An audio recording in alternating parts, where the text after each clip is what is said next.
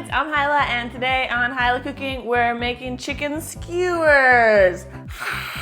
Everyone has been requesting grilling recipes, so I'm gonna make some grilled chicken skewers. I'm gonna go outside and grill them on an actual outdoor grill for you, my people. Enjoy.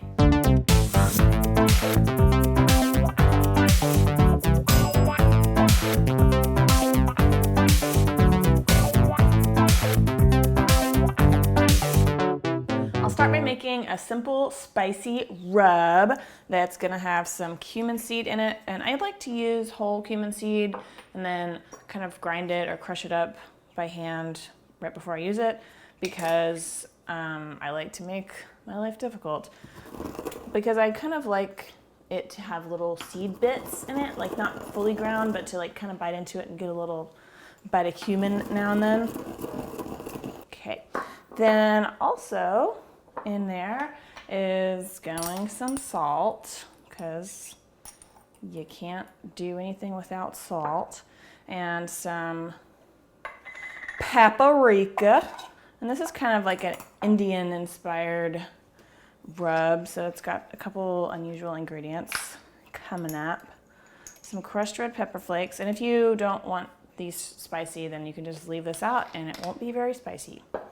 And some turmeric, which is excellent for its anti-cancer properties, and some ground cinnamon. And this is the little like thing that people are gonna be like, ooh, what is this? This is so delicious. So we'll add a little bit of that. And then just mix that up. It's a nice color. Smells fantastic. And then I've got here some chicken breasts that I cut up into 1-inch pieces. This is 2 halves, which is about a pound. So just try to get them as close to the same size pieces as you can possibly do it, even though you're cutting a triangle into squares.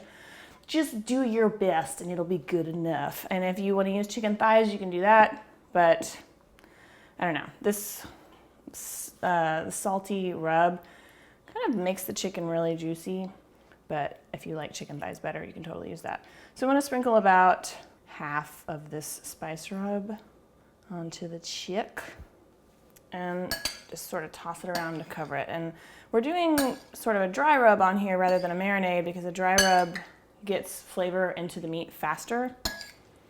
And by the power of osmosis, it draws all the flavor and the seasonings into the meat really very quickly.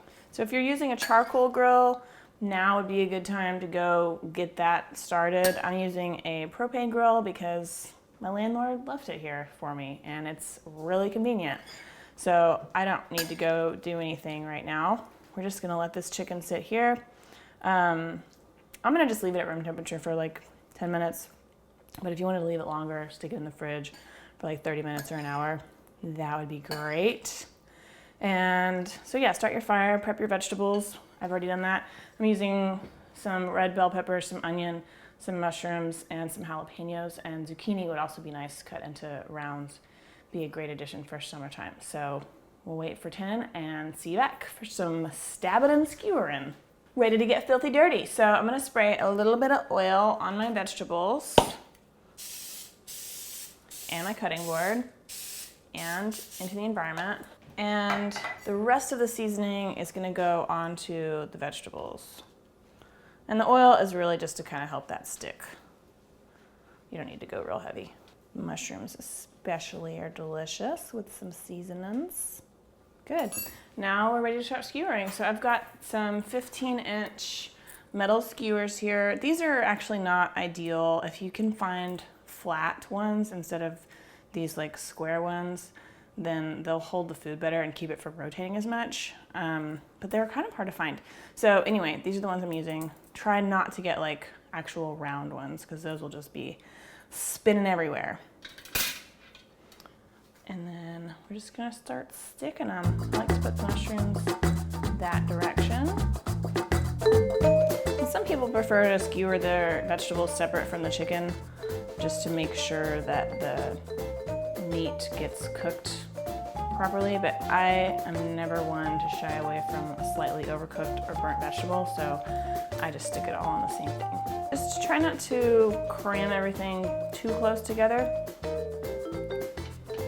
Let it have a little room to breathe on the skewer.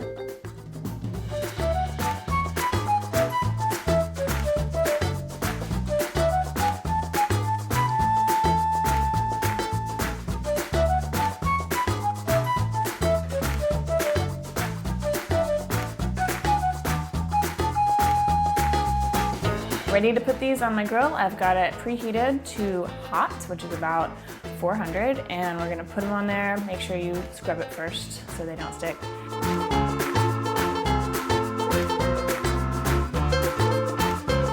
And we'll put them on there, close it for 5 to 7 minutes, and then we'll open it up and flip them over and go for about another 5 minutes or so until the chicken is cooked through and the vegetables are nice and roasted and blistering. Okay, these are done. So if you wanted to check the temperature of the chicken, then it should be 165, I think, but I just go by time and firmness. So carefully pull a little bite off for myself. If you want some other grilling ideas, I did a grilled corn on the cob recipe last year that is so delicious and wonderful, and you will go crazy for it. So check that out. Would go great with these, especially now that corn's in season. So let's give this a taste. If you want this printable recipe, it's available at HilahCooking.com, and all my recipes are there. So there you go. Look at that, see? It's perfectly cooked, it's moist, it's not all dried out. A lot of that was the brine, and then partly the high heat cooking for not very long. So, yay, I hope you try this. This rub is really good also on beef as well, if you'd rather have beef skewers or beef kebabs. So give it a shot, let me know how you like it. Please don't forget to subscribe, and I will see you later. Bye! Rock and roll. I'm a ninja with the skewers. I'm a skewer ninja. I'm like terrified of these things. Are you rolling?